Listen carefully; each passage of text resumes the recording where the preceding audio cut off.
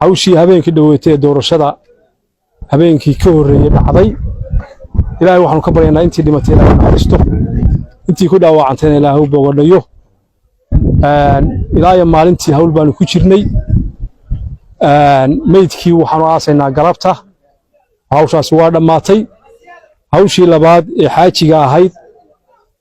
iyadana waad aragtaan oo saldhigii baanu keennay tala dheer ka bacdi sidaa odayaashu sheegeenna dawladda waxa weeye horena waa ula shaqaynay haddeerna waa la shaqaynaynaa wax allaaliya wixii meesha ka dhacayna shaydaan baa ka adeegay wixii tale dambaana xukuumadda iyo reerku iska arki doonaan xaajigiina haddeer waxa weeye saldhigaanu keennay qabiil ahaan iyo qaran ahaan baanu ku keennay markaanu u tagnay yaanu xaaji taladeeda ma qaadanaysaa anu taladiina waa qaadanayaa buu yiri markaanu ku niri waa ku kaxaynaa saldhigana waa yahay buu yiri doorashada maamulka waqooyi bari Soomaaliya ayaa markale dhalisay dood iyo hadalhayn culus kadib markii musharaxii tartanka laga reebay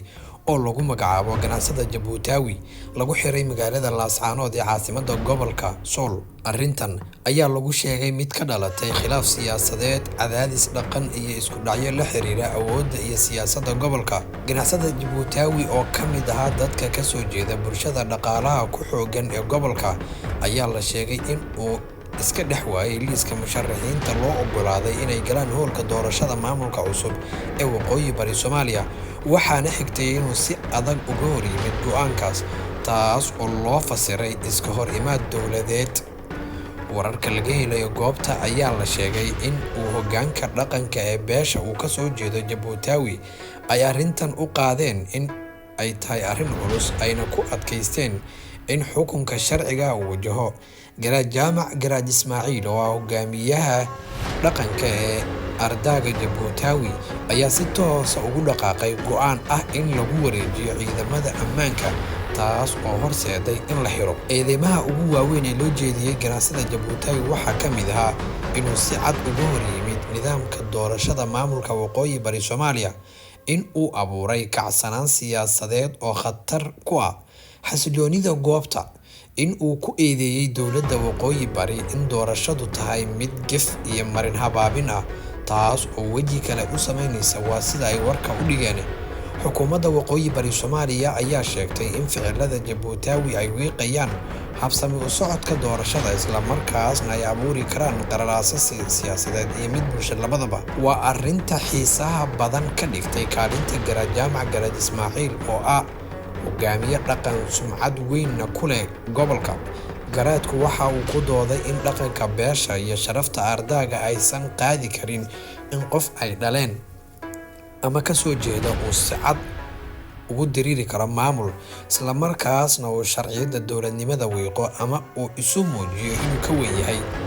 Tallaabadan uu qaaday Garaad Jaamac ayaa u muuqata mid muujinaysa in dhaqanku ka sarreeyo danaha shakhsiga ah,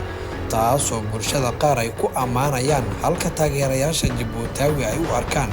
cadaadis lagu dhabarjabinayo musharaxa soo baxaya. Xiritaanka Jabuutaawi waxa uu keenayaa dood culus oo ku saabsan arrimahan soo socda. Hufnaanta doorashada waxaa su'aal la gelinayaa sida musharax sharci ahaan isu soo taagay loo saaray bannaanka hoolka doorashada, xiriirka dhaqanka iyo dowladnimada.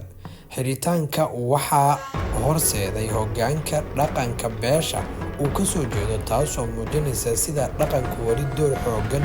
ugu leeyahay goboladaas. Mustaqbalka Jabuutaawi xiritaankiisa waxa uu dhaawici karaa mustaqbalkiisa siyaasadeed, laakiin sidoo kale waxa uu abuuri karaa taageero cusub oo ku dhisan sida loo maareeyay arrintiisa. Arrinta musharax Maxamed Jabuutaawi waxay tusaale kale u tahay khilaafka siyaasadeed ee ka dhex aloosan maamulka waqooyi bari Soomaaliya. Xukuumaddu waxa ay inay ilaaliso sharciyada iyo kala dambeynta doorashada, halka qaar ka mid ah bulshadu ay ku doodayaan in Jabuutaawi loo galay cadaadis siyaasadeed iyo mid dhaqan labadaba. Muuqaalka ugu weyn ee dhacdadan soo baxaya ayaa ah in dhaqanka iyo siyaasadda waqooyi bari Soomaaliya ay si qoto dheer isugu dhex milmeen, hogaamiyaasha dhaqankuna weli yihiin furaha go'aan qaadashada siyaasadda gobolka. Waana arrin weji kale u yeeli karta mararka qaar go'aanada dowladda ka soo baxa. sidaa odayaashu sheegeenna dawladda waxa weeye horena waa ula shaqaynay haddeerna waa la shaqaynaynaa wax allaaliya wixii meesha ka dhacayna shaydaan baa ka adeegay wixii tale dambaana xukuumadda iyo reerku iska arki doonaan xaajigiina hadeer waxa weeye saldhigaanu keennay qabiil ahaan iyo qaran ahaan baanu ku keennay markaanu u tagnay yaanu xaaji taladeeda ma qaadanaysaa anu taladiina waa qaadanayaa buu yiri markaanu ku nidhi waa ku kaxaynaa saldhigana waa yahay buu yiri iyadoo waxa weeye aad garanaysaan deegaankiisina inuu joogo dhulkiisina joogo haddana talada reerka nina kama weyna dawladdana waa la shaqaynaynaa xaajigu laga bilaabo hadeerna waxa weeye saldhiga ayuu joogayaa inta hawshu waxa weeye ay dhammaanayso wixii kalena qabiilka iyo xukuumadda iska arki doona meesha jacsiyaad oo baduulo yahay garadkoodii garad jaalac garad ismaaciil uqaashiina halka ku dhigtay iyo hurtidii iyo waxgaradkii waxaan halkan u nimid oo wadnay ninkii maxamed jabuutaawi ganacsadaha ahaa waxa weeye lagu eedeynayay inuu kiis galay annagaa soo xidhnay waxaan ku soo xidhnay saldhiga intii waxa weeye maamulkii dowladda iyo waxa aanu sarkanana halkaasuu la joogaya maxamed jabuutaawi soo xidhnay waxaanu keennay jeelka waxaanu u soo xidhnay in shaqaaqadii dhacday cid walba cidna aanay ka sarraynin sharciga nala ku ogaado cid dambena maanta ka dambaysa aanan maaragtay aanu ka shaqayn doonno annakoo beesha inaan dowladda la shaqayno wanaag kula shaqayno wax dambena aanan samayn doonin wixii dambena aanu dib maaragtay aanu kaga darsan doono hadalkayga looga tirsanayo waanu soo xidhannay beel ahaan iyadoo inu hogaaminayo garaadkii beesha jaamacsiyaad uqaashi iyo ningarboodna aanu ku dhannahay cid walba waxaanu u sheegaynaa sharciga inaan cidina ka sarrayn waxay ila tahay ku quusa quraanjo buu yidhi ninkii dambe ee maamulka iyo dowladda